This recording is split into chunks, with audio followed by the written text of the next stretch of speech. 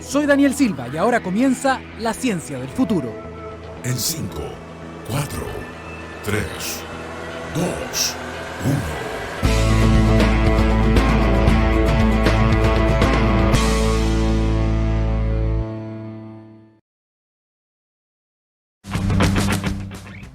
¿Cómo están? Muy buenos días, son las 10 de la mañana con 13 minutos. Lamentamos el retraso, aparentemente durante la pandemia nos acostumbramos por problemas técnicos a llegar tarde. Uno decía, no, es imposible ser impuntual cuando son reuniones por Zoom o por Internet. Falso. Está pasando mucho, lo he hablado mucho con amigos, que estamos llegando tarde, incluso a las reuniones por Internet. Bueno, tiene que ver con cuestiones técnicas, tiene que ver con el computador, tiene que ver con la señal de Internet, tiene que ver con que a veces tenemos que hacer cosas en la casa, los niños.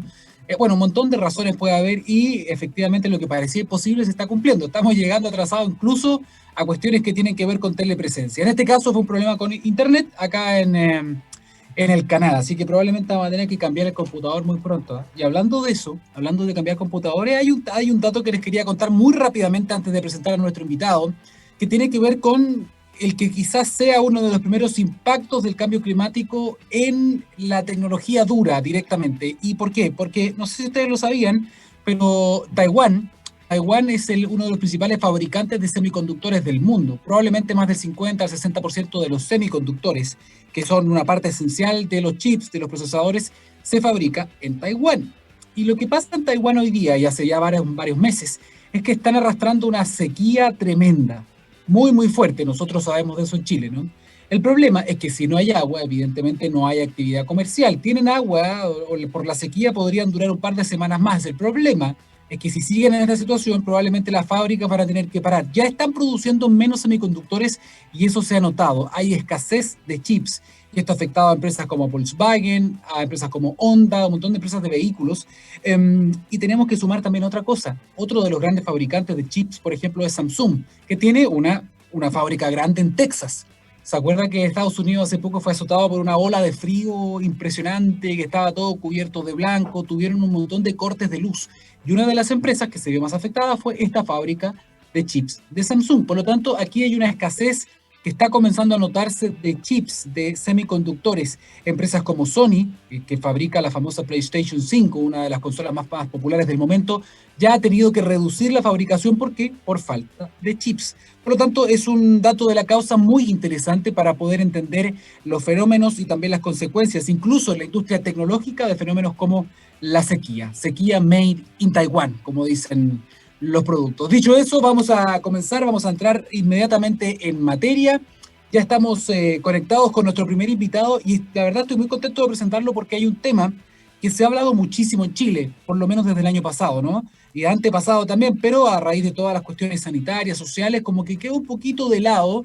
Y estamos hablando de lo que podría ser una revolución para nuestro país, para Chile, así se ha presentado siempre, y que es el hidrógeno verde. Para poder entender en qué estamos, cuáles son las proyecciones, estamos o no estamos a tiempo, cómo se puede aprovechar y lo más básico de todo, ¿qué es este famoso hidrógeno verde y por qué es verde? Muy interesante. Ya estamos con el doctor Erwin Plett, el CEO de Low Carbon Chile y además embajador justamente del hidrógeno verde. Don Erwin, doctor, bienvenido a la Ciencia del Futuro. Muy buenos días. Muy buenos días, Daniel, y muy buenos días a todos los auditores. Gracias por invitarme a hablar acá en TX Radio, porque ustedes son un programa científico y creo que es bueno entenderlo desde la raíz, ¿no es cierto?, qué es lo que estamos haciendo. Así que encantado de estar acá conversando con ustedes. Perfecto, doctor Pérez, gracias por venir, por estar con nosotros. Le pregunto inmediatamente, ¿cómo está usted? ¿Cómo está respecto de la pandemia? Sabemos que no nos podemos descolgar del contexto y las cifras últimamente han sido horroríficas, ¿no? Horrorosas. Daniel, yo soy uno de los privilegiados en este país que me he podido encerrar por todo un año. Yo he podido seguir con mis actividades, pero escondido en casa. La buena nueva es que la semana pasada tuve la segunda vacunación. Entonces ya de a poco creo que por lo menos el grupo etario nuestro se está saliendo de esta zona muy roja, muy peligrosa, de que hay que seguir cuidándose de todas maneras, porque acuérdense, esto siempre es una probabilidad. Yo no quiero ser el 0,5% que sí se enferma, que sí lo hay, porque todas estas cosas tienen una cierta probabilidad. Entonces tengo que agradecer, la verdad, que la organización que ha tenido el gobierno en organizar las vacunas, los vacunatorios, un lujo. Así que muy orgulloso de lo que estamos haciendo en Chile en esa materia de sanidad. De que siempre podríamos ser mejor, que un poco más. Bueno, lo que pasa es que en este mundo siempre hay gente que reclama porque reclama, pero de que se ha manejado bastante bien, sí se ha manejado bastante bien, y yo creo que esto nos ha traído un poco más de realidad a lo que decías recién, Daniel, en cuanto al cambio climático, a lo que nos está pasando.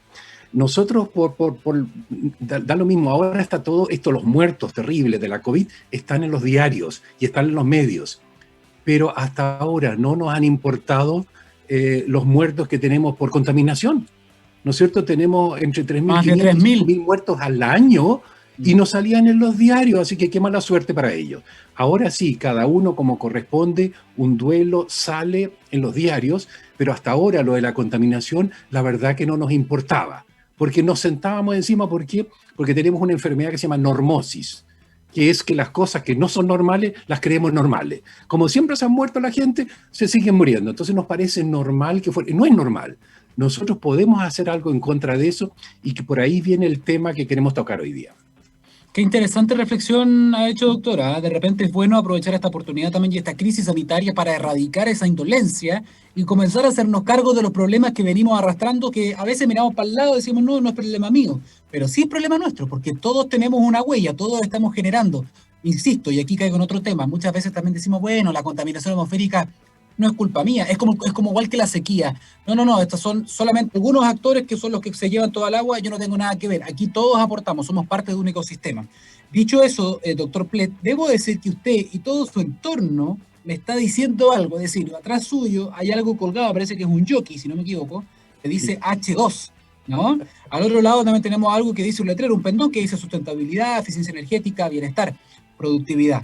Doctor, quiero aprovechar de preguntarle porque, insisto, de esto se viene hablando ya hace 1 o 2 años fuertemente en nuestro país, quizás usted me corrija y en más tiempo, pero que Chile es una potencia en energías renovables se sabe en cuanto a potencial, ¿no? Tenemos un potencial tremendo en casi todas las opciones de energías renovables no convencionales. Sin embargo, empezó a sonar hace un tiempo ya el hidrógeno verde. Entiendo que el hidrógeno es una de las formas de energía, al menos más antiguas, ¿no? Pero que no se había explotado mucho porque no era verde la anterior. La tradicionalmente ha sido gris o ha sido azul, pero verde no. Por lo tanto, ¿nos puede contar un poquito de contexto para que las personas que nos están escuchando digan qué diantres es el hidrógeno verde y por qué Chile tendría oportunidades? Daniel, primero voy a aclarar el misterio del gorrito este. A ver. Muy simple, tenemos una estrategia de hidrógeno verde en este país que se diseñó por parte del Ministerio de Energía. Hemos participado muchísimo en las diferentes etapas, ha sido muy participativo, y en la gobernanza de esta Estrategia Nacional del Hidrógeno Verde hay 2 instancias. Uno es el Consejo de Hidrógeno, que va a ser una serie de ministros, ¿no es cierto?, más algunos invitados, y en paralelo a eso están los embajadores del hidrógeno verde. Somos 18 personas que hemos sido convocados para hacerlo, y el ministro me mandó el gorrito, personalmente, para poner ese gorro de embajador. Ahora, yo creo que, sí, por pelado que soy, lo puedo usar muy bien, pero la verdad que el gorro de hidrógeno lo tengo puesto hace bastante tiempo. Y si mal no recuerdo, Daniel, estuvimos en radio TXS conversando de esto en febrero del año pasado. O sea, tanto tiempo llevamos en esto y ahora sí se ha concretizado bastante más. Entonces ahora la pregunta, tú dices que es algo bastante viejo lo del hidrógeno. Entonces mi pregunta es, ¿dónde empiezo? Podría empezar hace 2.000 millones de años que se está usando el hidrógeno, ¿no es cierto? Y con celdas solares. Hace 2.000 millones de años. Entonces hay unas celdas solares, que son estas, que algunos lo llaman hojas. Esto es una celda solar que lo que hace es tomar la radiación del sol, separar el agua en hidrógeno y oxígeno. El oxígeno las plantas, ¿no es cierto?, lo botan, y el hidrógeno lo usan para hacer desde glucosa en adelante hasta hacer madera. O sea, siempre se ha usado. Captan CO2 del aire, ¿no es cierto?, y con ese carbón más el hidrógeno que acaban de producir hacen vegetales. Y nosotros nos comemos esto. Nuestra energía como personas parte de la base que lo que nosotros hacemos es quemar lo que las plantas han juntado con mucho, mucho cariño. Entonces, el hidrógeno siempre ha estado. Nosotros somos 90% agua. el 10% de ese peso es hidrógeno, así que somos como un 10% hidrógeno, nosotros como seres humanos. Ok, o sea, es muy antiguo si se usa. Ahora, la pregunta sí se trata de energético. Cuando yo quemo un combustible, no estoy haciendo otra cosa que lo que las plantas juntaron con mucho tiempo y esa energía, la energía se fosilizó, ¿no es cierto? Esa energía de las plantas, pero se fosilizó y nosotros lo que hacemos es quemarla. Entonces, ese proceso demoró bastante tiempo, unos 400 millones de años, ¿no es cierto?, en que tuviéramos hablando del carbón y el petróleo, ¿no? Sí, claro. Petróleo, gas natural. Y nosotros lo que hacemos ahora es que descubrimos esas piedras que al meterlas al fuego daban harto más calor, el carbón. Y de ahí sí seguimos después con el petróleo. Lo que sí estamos haciendo es que estamos liberando nuevamente ese CO2 en 2, 3, 4 siglos. Se nos va a acabar. O sea, lo que sí son 400 millones de años lo vamos a hacer en 400 años. O sea, vamos a ser 1.000.000 de veces más rápidos en echar ese CO2 a la atmósfera de nuevo que lo que poco a poco se acumuló. Y eso es lo que está produciendo el cambio climático. Somos acelerados. Y eso era porque no sabíamos, porque nos pareció estupendo. Basamos todo nuestro progreso, entre comillas, en quemar esas piedras llamadas carbón, en quemar ese líquido, esa brea llamada petróleo, o quemar el gas natural. Y ahora nos estamos dando cuenta, ups, se nos pasó la mano. Entonces ahora tenemos que echar para atrás. Entonces la pregunta, ¿cómo lo hacemos? Ya que estamos hablando del sol, que es lo que hicieron las plantas, usemos el sol, pero en forma directa. Y para darte un orden de magnitud, el sol a nosotros en la Tierra nos da 10.000 veces más energía que toda la que estamos usando como humanidad. O sea, tú quemas el petróleo y todo lo que estás haciendo, y sin embargo el sol nos da 10.000 veces más que eso. Hay que salir a cosecharlo. Eso es todo. Parece que es más barato sacar las piedras llamadas carbón o el líquido llamado petróleo, pero nosotros podemos ir a cosecharlo en dos formas muy claras. Las puedo cosechar en forma solar, ¿no es cierto?, cuando uso un panel fotovoltaico o cuando uso un panel térmico para hacer agüita caliente, ¿no es cierto?, o cuando uso un aerogenerador. El viento es solo producto del sol, de que se calienta masas de aire y vuelan. Entonces, lo que nosotros captamos en el fondo, estamos captando indirectamente esa energía que viene del sol. Eso es lo que estamos haciendo nosotros y tenemos que hacerlo porque tenemos suficiente energía que nos llega todos los días y gratis, ¿no es cierto? Pero el problema es que hay que ahora invertir para ir a cosecharla como viento, como sol, como geotermia, como olas.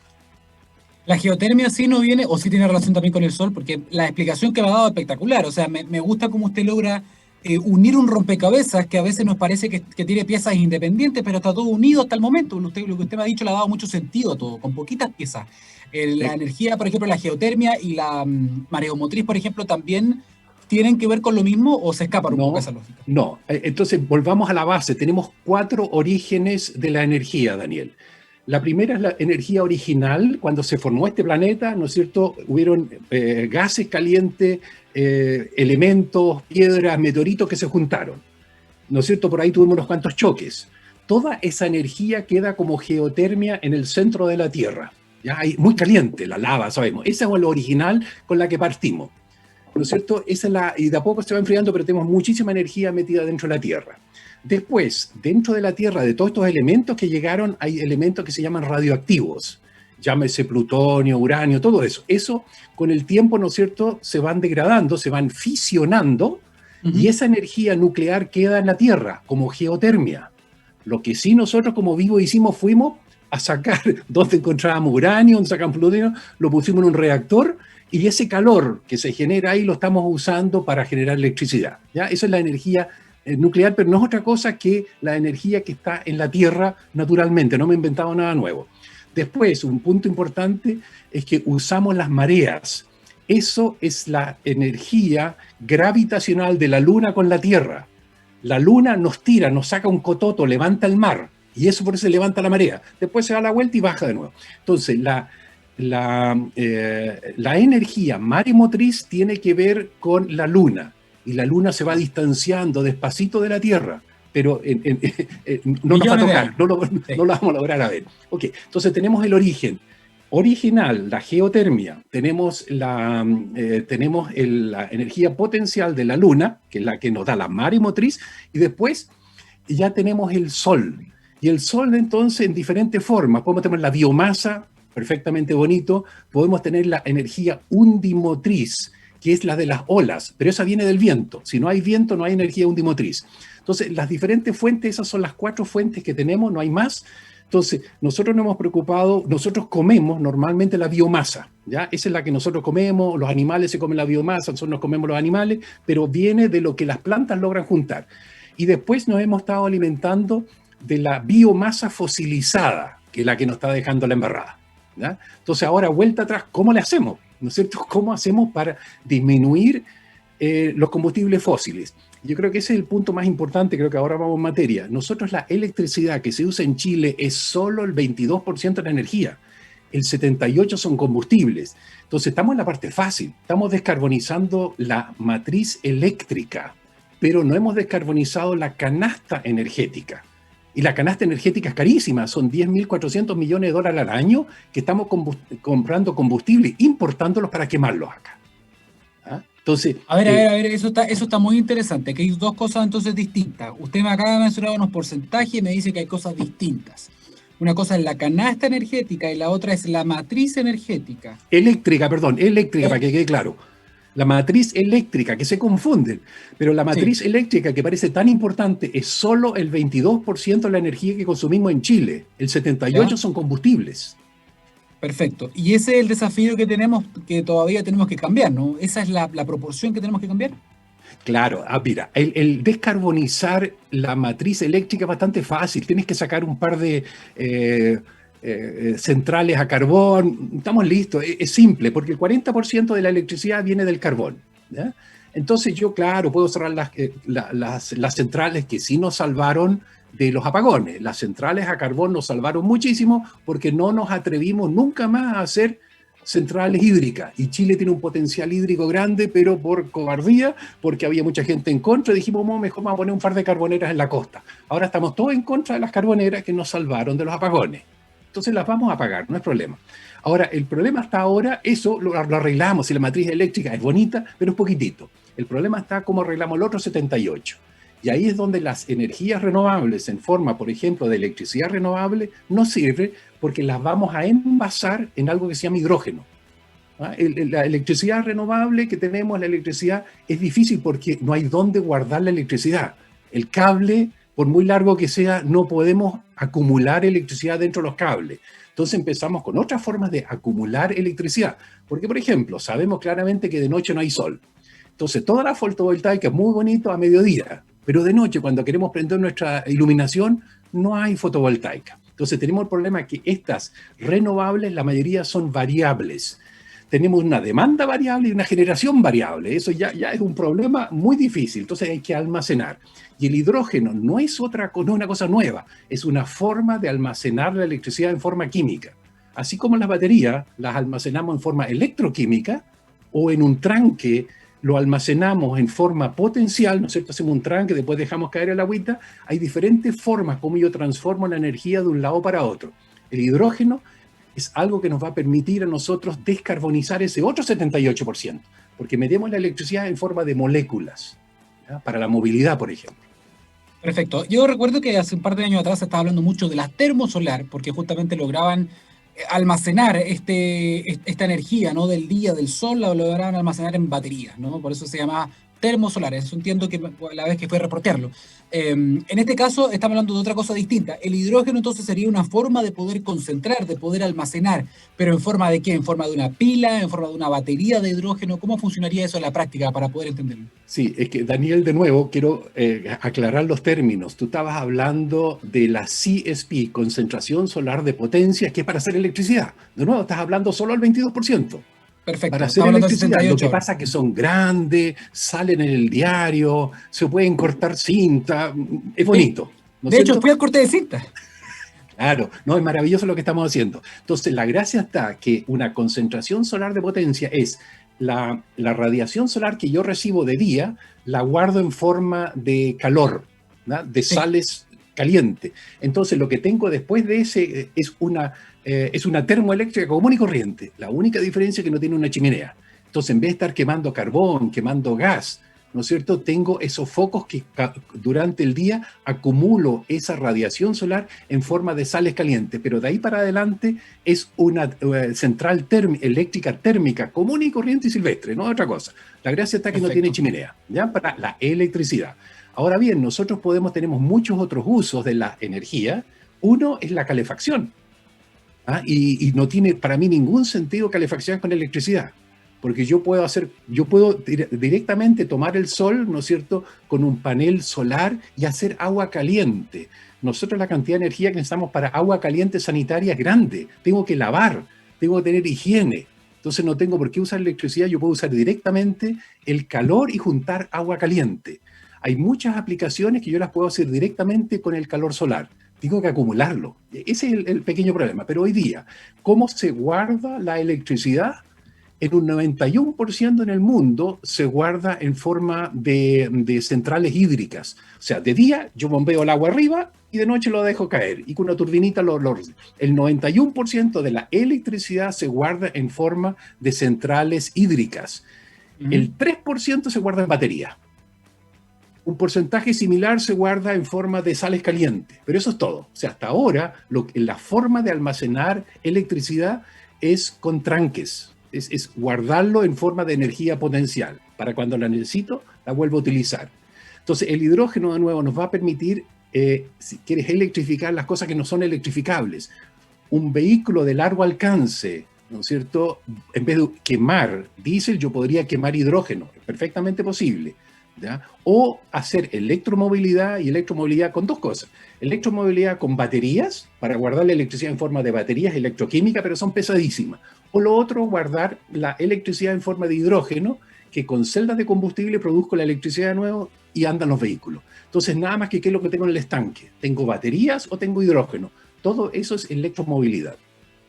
Doctor, pero para llegar a eso, por ejemplo, habría que hacer toda una nueva generación de manufactura, por ejemplo, pensada en el hidrógeno, porque, es decir, los autos que tenemos hoy día, los que funcionan con motor de combustión, no los tradicionales, y si sumamos también ahora todos los que son híbridos o eléctricos necesariamente, tendríamos que renovar toda una flota, tendría que haber una construcción nueva de vehículos pensados en hidrógeno, por ejemplo, si quisiéramos poner esa forma de energía a los vehículos. Correcto. Por eso que yo quiero destacar el término de transición energética. Esto no es una revolución, que quizás fue la palabra que tú usaste, sino que es una evolución.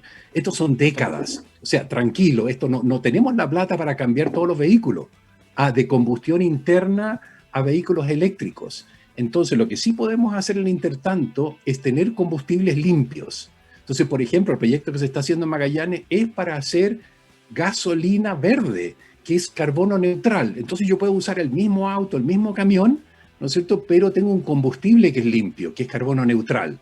Porque no se puede, la cantidad de inversión que hay que hacer es muy grande para descarbonizar. Son 100 millones de autos a combustión interna todos los años. Y nosotros nos volamos con electromovilidad, que son 100.000. O sea, entre 100 millones y 100.000 todavía nos queda mucho para escalar hasta cambiar el parque automotriz. Lo mismo con los camiones.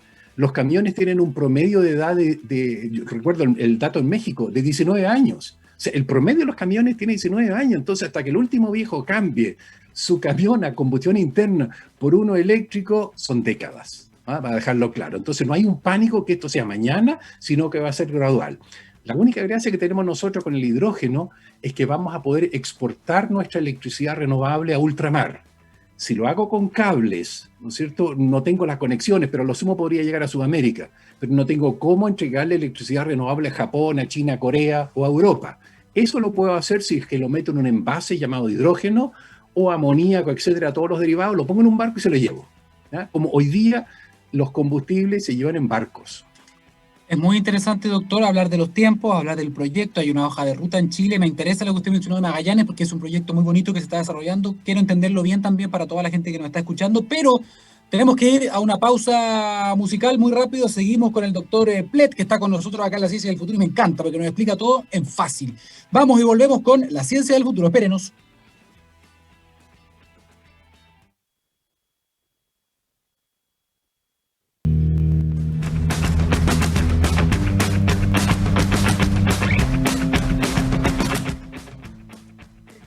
Tremenda la selección musical que se manda don Gabriel Cedre, siempre atento a los controles ahí en TX Plaza. Usted lo sabe, científicamente rockera. Queremos comentarle algo. En Anglo American tienen un propósito que es muy claro: reimaginar la minería para mejorar la vida de las personas a través de una minería más sustentable, segura y eficiente que conviva en armonía con sus vecinos y su entorno. Bajo ese objetivo, desde el 1 de enero de este año, las operaciones de los Bronces, El Soldado y Fundación Chagres cuentan con un suministro eléctrico proveniente de fuentes de energía 100% renovables. Con esto, en Chile la compañía reduce en un 70% sus emisiones de CO2, su huella, dando un paso concreto hacia su meta de operar minas carbono neutral a 2040. Anglo American, personas que marcan la diferencia en minería. Estamos conectados, estamos conversando durante todo este programa con el doctor Erwin Plett, porque nos estaba contando desde la base, desde la raíz de dónde viene el uso de la energía que hacemos. Estaba también explicándonos, ¿no?, el ABC, o con peras y manzanas de todo esto, pero sobre todo estamos hablando del futuro de la evolución, no de la revolución. Él lo dijo muy bien y me corrigió ahí. No es la revolución, es la evolución, la transición energética, ¿no? Tenemos que tratar de tener una huella cada vez menor, y para eso Chile va a tener una oportunidad muy importante, pero aparentemente no somos los únicos que tenemos esta oportunidad. Por lo tanto, es muy clave también conversar de esto para poder entenderlo. Doctor, hablábamos del hidrógeno verde. Usted nos había mencionado que en Magallanes se estaba haciendo algo, se está haciendo un proyecto, se está desarrollando una iniciativa. ¿Nos puede contar? Porque aparentemente entendemos que sería la primera iniciativa concreta en que se va a utilizar el hidrógeno verde, ¿no? Sí, encantado, porque es un proyecto emblemático, diría yo, en el sentido de que nos va a ayudar a desarrollar esta industria. Acá, como una industria nueva, siempre hay el típico problema entre la demanda y la oferta. Es que si no hay demanda, ¿quién se va a poner en la calle a ofertar manzanas si nadie las compra? Entonces tengo que tener un poder comprador. Y eso es lo que se logró en forma muy inteligente en Magallanes, en este proyecto que se llama HIF, Highly Innovative Fuels, que se trata de combustibles innovativos. Ahora, no es que sea esto una tremenda revolución, sino que es juntar pedacitos. Entonces, con energía eólica de Magallanes, que es muy buena, sobre todo tiene un factor de planta muy alto, que quiere decir que durante todo el año tengo viento, altos vientos, y son continuos. Entonces, yo puedo utilizar todo lo que viene después de la electricidad, lo puedo usar bastante bien. 60-70% del tiempo voy a estar produciendo. Entonces, la depreciación, lo que me cuesta el capital comparado con la energía, lo puedo dividir en muchos kilowatt hora. Ahora, entonces, ¿qué es lo que se hace? Se va a hacer hidrógeno verde a partir de la electricidad, ¿cierto? Y yo tomo electricidad y separo las moléculas de agua en oxígeno, hidrógeno. El oxígeno normalmente lo tiro al aire porque hay suficiente. No lo uso, debería usarlo en otras, pero lo uso. Y me quedo con el hidrógeno. Después se captura CO2 del aire, se captura el CO2 que está en el aire, y con eso se empiezan a hacer moléculas, ¿no es cierto? Primero podemos hacer, en este caso concreto, metanol, y del metanol se hacen moléculas más largas hasta llegar a la benzina, a la gasolina, como se llama, ¿no es cierto? Voy haciéndolo acá. Eso es una síntesis que se llama Fischer-Tropsch, que es bastante antigua, de los años 25 del siglo pasado, en que estos caballeros lo que hicieron fue liquificar el carbón. Ellos no tenían petróleo, así que tomaron carbón y hicieron combustibles líquidos. Fue lo mismo que hizo Sudáfrica durante el tiempo del apartheid, cuando no recibieron petróleo. Ellos del carbón hicieron todo su diésel, toda la benzina, y funcionaron perfectamente bien. O sea, esa síntesis que yo voy agregando la puedo hacer. Ahora bien, la gracia está que ellos consiguieron un comprador, que es Porsche, ¿no es cierto?, el fabricante de autos. El fabricante de autos dijo, no es tan rápido que yo cambie el motor. Además que ellos saben que el 70% de esos autos no se bota, la gente los tiene viejitos, pero los pule y los limpia todo el día. Entonces no los van a botar. Entonces la gracia está que, bueno, ¿qué es lo que hago ahora? No puedo cambiar un Porsche 911 y ponerle un motor eléctrico, esa cuestión no funciona, sino que uso combustibles carbono neutral. Serán un poco más caros, pero no necesito ponerle capital, no tengo que comprarme un auto nuevo. Yo puedo seguir con el cacharro viejo, pero con combustibles neutros. El motor a combustión interna no contamina. Lo que contamina es la combustión o los combustibles. Entonces, el fierro que tiene no hace ningún problema. El problema es cómo combustionamos y qué combustionamos. Entonces, lo que se va a hacer en Punta Arenas es crear combustible verde. Y eso se exporta en barcos y se vende. Entonces, la gracia está que hay alguien que dijo, sí, mira, yo me voy a poner, ¿no es cierto?, con una orden de compra. Y una vez que uno tiene una orden de compra, puede poner una orden de compra por los aerogeneradores, por las máquinas y todo lo que sea. Y eso lo va a hacer liderando, lo va a hacer Siemens. O sea, los que hacen el proyecto son dos empresas, es AME, esa es la que se pone la plata, la que está poniendo el riesgo. También tengo entendido que Enel, Green Power se está poniendo. El resto son proveedores de tecnología. Siemens es un proveedor de tecnología, hay empresas chinas metidas en esto, entonces son varias las que van a juntar tecnologías para poder hacerlo. ¿Ya? No hay que reinventar, pero lo primero que se está haciendo ahí es un proyecto piloto comercial, o sea, ya de un cierto porte donde uno puede probar cosas. Y lo otro que es importante, ¿vale?, es que hay que crear el capital humano. Nosotros, yo puedo importar los fierros, puedo importar la plata, pero tengo que manejarlo. Y ahí es donde queremos nosotros, y por eso que tengo este título embajador, para crear el capital humano, para que la gente pueda manejar estas plantas, para que las sepa. Ahí hay muchísimos puestos de trabajo que vamos a crear, ¿no es cierto?, para poder manejar esta tecnología. Doctor Plet, pero justamente usted ha dado en el clavo. Aquí hay un capital humano, aquí hay generación justamente de una gran oportunidad de empleo también, de desarrollo de tecnología, de servicios, pero eso no debería estar ya permeando, por ejemplo, la academia, no debería estar ya notándose en las universidades, en los centros de formación técnica, o quizás estoy hablando de más y ya existen cursos, ya existe algún tipo de mención, de postítulo, etcétera, relacionado a estos temas. Daniel, ahí tengo de nuevo a hablar de transición. Yo no gano nada con tener la próxima semana 10.000 ingenieros porque no tengo dónde darles empleo. Entonces, Ajá. esto tiene que ir paso a paso. Por eso que hemos estado hablando no solamente con universidades, ojo, con institutos de formación técnica, con liceos técnicos. Yo necesitaré 1 o 2 ingenieros y un PhD, pero necesito muchas miles de personas que hagan funcionar esta industria. Entonces, tengo que crear esta industria desde cero. Entonces tengo que ver de que la gente aprenda un oficio, no solamente seguir una carrera. Yo quiero que la gente tenga un oficio en este tipo de energías verdes.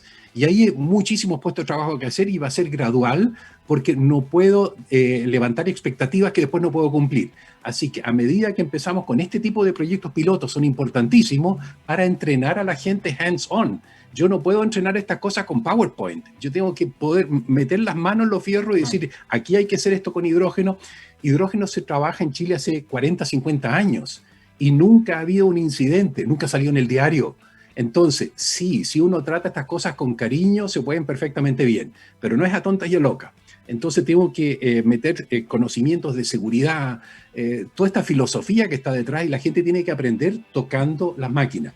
Por eso es que nos son muy importantes los primeros proyectos que no son comerciales. O sea, es una inversión, es perder plata. Y ahí es donde tiene que la parte pública también apoyar, porque el privado dice, oye, yo voy a esperar 10 años hasta que bajen los precios, que perdemos una oportunidad como Chile.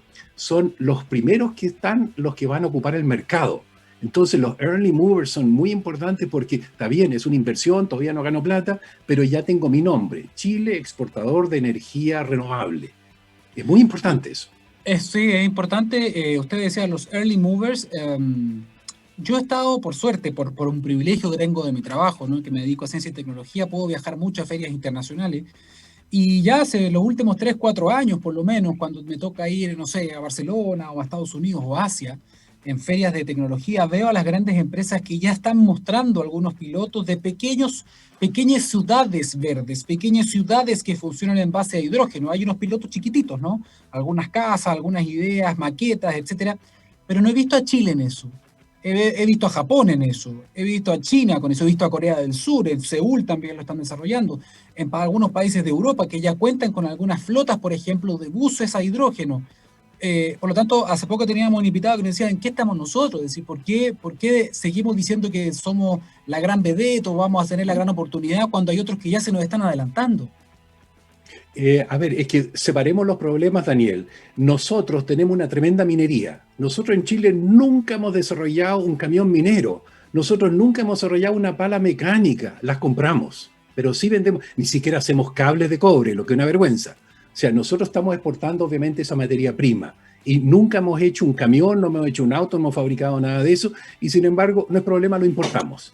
Ahora bien, la gracia es que, por ejemplo, Japón, y creo que fue muy bueno el ejemplo que tú diste, ya en el 2020, para las Olimpiadas de Tokio, toda la Villa Olímpica funcionaba con hidrógeno.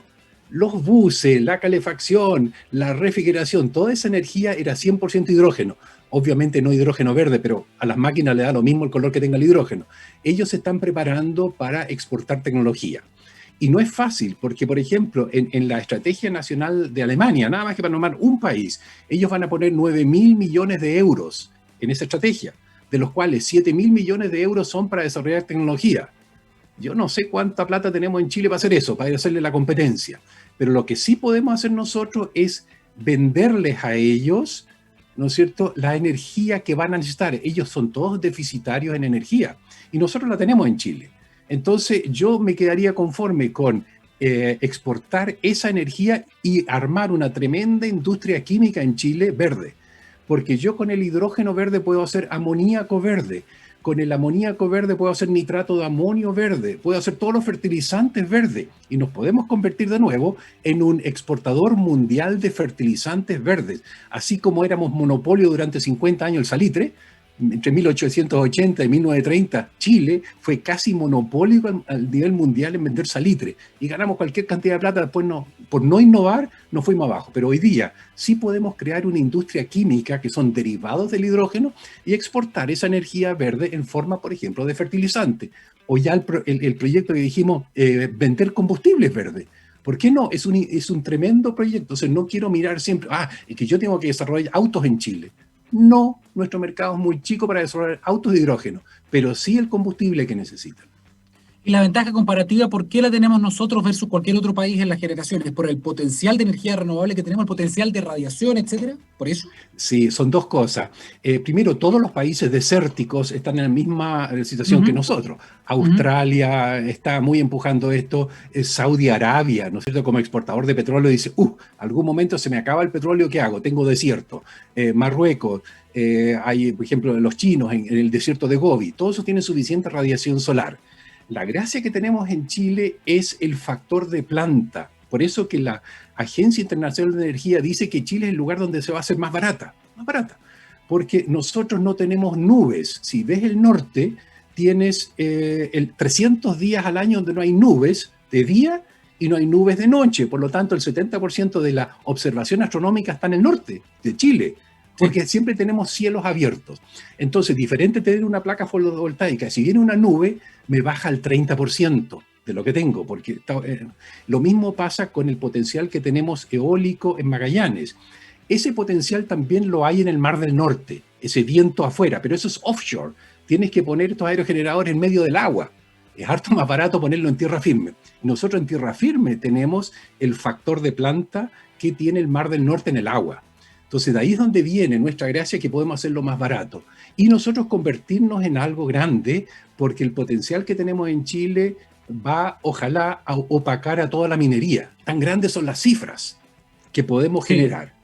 Sí, pero lo que pasa es que aquí viene quizás lo que va a ser un debate que ya se está instalado hace rato en nuestro país, ¿no? Por ejemplo, si hablamos de minería, hoy día está el debate, por ejemplo, del royalty, ¿no? ¿Quién se queda o quién saca, digamos, o quién se queda con las ganancias de minerales, de recursos que son chilenos, ¿no?, que están aquí bajo nuestra tierra? Y eso es parte del debate que hay hoy día y que evidentemente va a permear también la discusión constitucional que se viene. Por lo tanto, acá también vemos otro mercado, si es que lo puedo llamar así, otra industria con un tremendo potencial, con ganancias que pueden ser multimillonarias. Y uno pregunta entonces, doctor Plet, ¿quién se va a llevar esa tajada? ¿Va a ser una oportunidad para el país, para la billetera fiscal, para todas las cosas que la gente quiere y que el gobierno quiere perseguir? ¿O va a ser una cuestión mixta donde vamos a necesitar sin duda alguna que grandes capitales privados, multinacionales, empresas vengan ellos a instalarse y se lleven la mayor parte de esta tajada? ¿Cómo lo ve usted eso? Que es bastante más político quizás esa mirada. Obviamente que es una idea absolutamente política. La gracia está que esta industria hay que armarla, ¿ya? Entonces, para repartir una torta, primero hay que tener una torta. Lo que estamos haciendo nosotros es mirar la receta de la torta. O sea, estamos lejos todavía. Entonces, el problema está que podemos matar la gallina a los huevos de oro. Estamos ya repartiendo, ¿no es cierto?, algo que todavía ni siquiera existe. Entonces, tenemos que primero motivar a la gente para hacerlo, ¿ya? Entonces, tenemos que ver cómo hacemos, ¿no es cierto?, para que la gente ponga plata en eso. Entonces, ¿cómo convenzo yo, ¿no es cierto?, concretamente a Daniel Silva que sus ahorros los ponga en hidrógeno? ¿Qué es lo que hago? ¿Cómo te convenzo a ti de que tú apuestes a eso? Entonces, no es fácil. Entonces, es fácil decir, si otros crean, yo después lo nacionalizo. ¡Bum! Eso es fácil, pero crear esa industria sí que es difícil. Ahora bien, la pregunta es, ¿a quién le pertenece el sol? ¿A quién le pertenece el viento? Entonces podemos decir, la tierra, el territorio, una minería es extractiva y se acaba. Esto es sustentable. El sol va a seguir brillando, da lo mismo las tonteras que hagamos en la tierra. El viento va a seguir soplando. Entonces no es una cosa de que a quién le pertenece. Nosotros tenemos que ver de tener una sociedad justa y por eso tenemos que crear una torta para poder repartirla. La otra forma es bien importante y es el punto que pusiste, la ética, ¿no es cierto? Es, oye, si estamos todos en esto, todos compartamos esto. Y también los riesgos, pero es fácil decir, el riesgo lo corre el privado, ¿no es cierto? Y yo después le cobro. Pero está bien, yo le puedo cobrar impuestos a lo que él gana, ningún problema.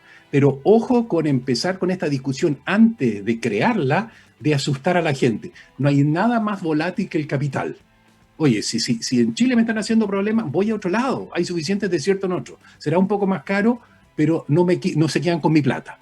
Esa es una de las cosas, porque si yo pongo mi plata, quiero estar seguro de tener una cierta rentabilidad, ¿no es cierto? Y que no me cambien las reglas a cada rato. Entonces, sí tenemos un problema no menor ahora de la inseguridad. No hay nada peor para una industria que sea insegura o condiciones inseguras.